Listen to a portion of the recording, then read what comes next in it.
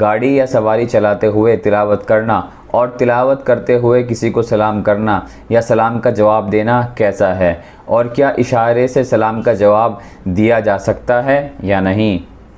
انسانی زندگی کا جتنا زیادہ حصہ اللہ تبارک و تعالیٰ کے ذکر میں اور اللہ تبارک و تعالیٰ کو یاد کرنے میں گزر جائے گا، دنیا اور آخرت میں وہ لمحات انسان کے قیمتی لمحات ہوں گے۔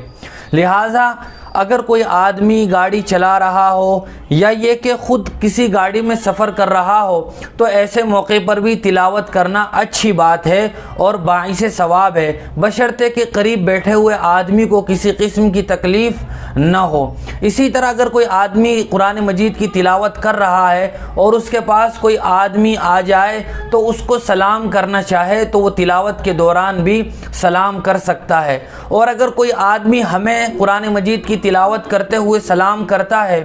تو تلاوت کے دوران سلام کا جواب دینا یہ واجب اور ضروری نہیں ہے۔ اگر نہیں دیا تو گناہ نہیں ہوگا، لیکن اگر تلاوت کے دوران ہی تلاوت تھوڑی دیر کے لیے بند کر کے سلام کا جواب دے دیا جائے تو بھی گنجائش ہے۔ اسی طرح